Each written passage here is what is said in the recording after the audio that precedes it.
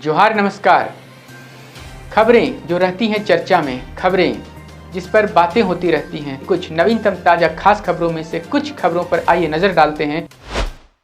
देखिए 5 मिनट में 15 खबरें। पहले राष्ट्रीय सुर्खियां। राम मंदिर पर आतंकी हमले की साजिश नाकाम।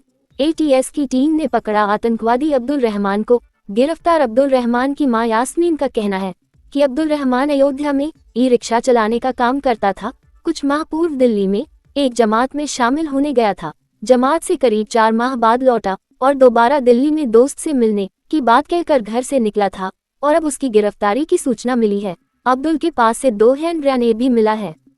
चैंपियंस ट्रॉफी में अब तक अजेय रही भारतीय क्रिकेट टीम के सामने आज मंगलवार को एक बड़ी चुनौती होगी जब वे ऑस्ट्रेलिया से मुकाबला करेंगे। भारत का इतिहास ऑस्ट्रेलिया के खिलाफ आईसीसी टूर्नामेंटों में खास नहीं रहा है और 2023 वनडे विश्व कप के फाइनल में भारत का सपना ऑस्ट्रेलिया ने तोड़ा था। बिहार सरकार ने शिक्षा क्षेत्र में ऐतिहासिक कदम उठाए हैं, जिसमें सभी प्रखंडों में सरकारी या निजी डिग्री कॉलेज खोलने की घोषणा की गई है। जयपुर पुलिस ने सोशल मीडिया पर आत्महत्या की धमकी देने वाले IITian बाबा अभय सिंह को गिरफ्तार कर लिया है। अधिकारियों ने उसकी लोकेशन ट्रेस की और उसे जयपुर के रिद्धि सिद्धि इलाके के एक होटल से पकड़ा। इसके अलावा उसके पास से गांजा और अन्य नशीले पदार्थ भी बरामद हुए। उम्र कैद की सजा काट रही कुख्यात 10वीं सुंदरी रही कुसुमा नाइन की रविवार को सैफई अस्पताल में इलाज के दौरान मौत हो गई। अब खबरें झारखंड की। झारखंड में भ्रष्ट पुलिसकर्मियों पर गाज गिरने वाली है। डीजीपी अनुराग गुप्ता ने भ्रष्ट और अनुशासनहीन पुलिसकर्मियों की लिस्ट तलब की है। वैसे पुलिसकर्मी जिनके खिलाफ लगातार कार्रवाई की शिकायत मिल रही है या फिर भ्रष्टाचार व रिश्वतखोरी मामले में जिनकी गिरफ्तारी हुई है और जिनके भूमाफियाओं से संबंध होने की खबर है।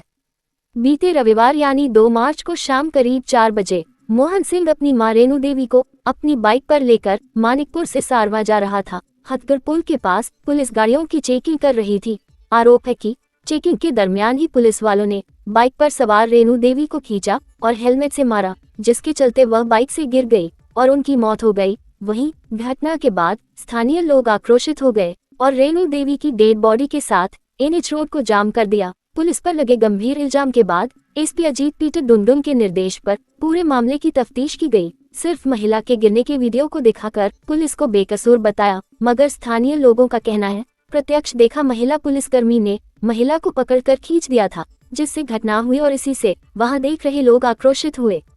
रांची उपायुक्त मंजुनाथ भजंत्री ने 3 मार्च 2025 को आरटीई पोर्टल का शुभारंभ किया।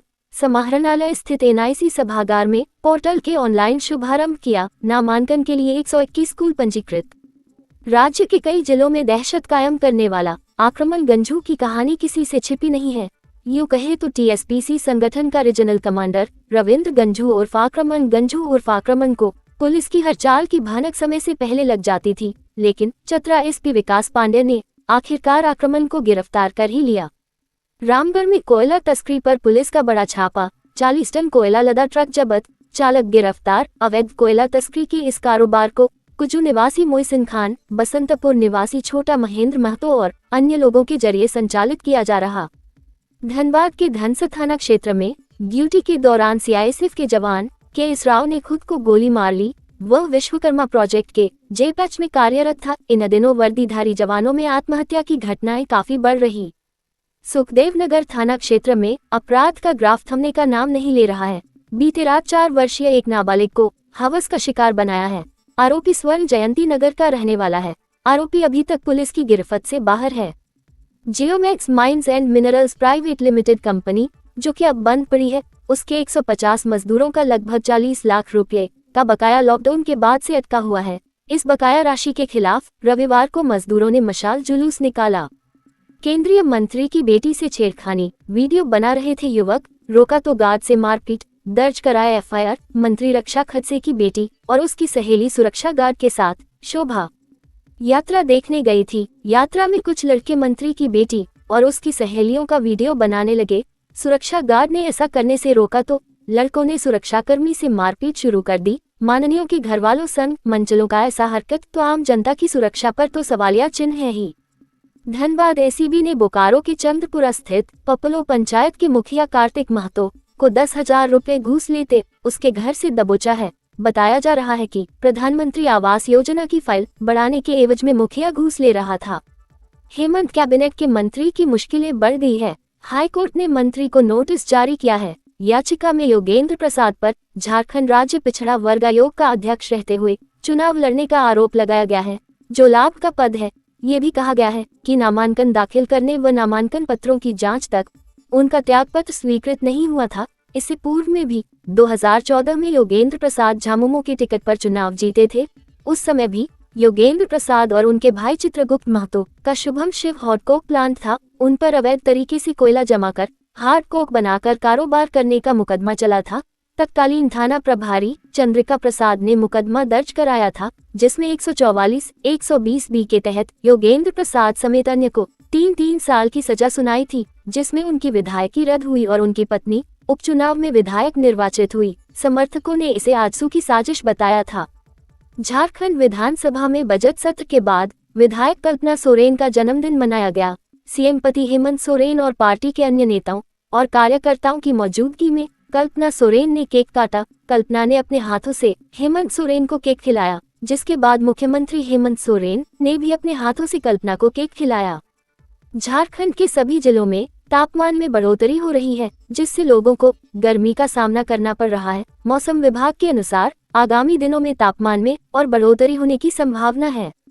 बैंक में सरकारी नौकरी पाने का बहुत सारे लोगों को सपना होता है। ऐसे इच्छुक लोगों के लिए बैंक में नौकरी पाने का सुनहरा मौका है।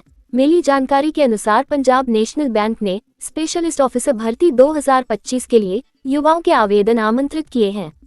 इंडियन ओवरसीज बैंक ने भी वित्तीय वर्ष 2024-25 के लिए अप्रेंटिस अधिनियम 1961 के तहत 750 अप्रेंटिस पदों पर भर्ती प्रक्रिया शुरू कर दी है। जितने भी इच्छुक उम्मीदवार हैं वह आईओबी के आधिकारिक वेबसाइट के माध्यम से इन पदों के लिए आवेदन भर सकते हैं। ऑनलाइन आवेदन प्रक्रिया 1 मार्च से लेकर 9 मार्च 2025 तक ही कर सकते हैं।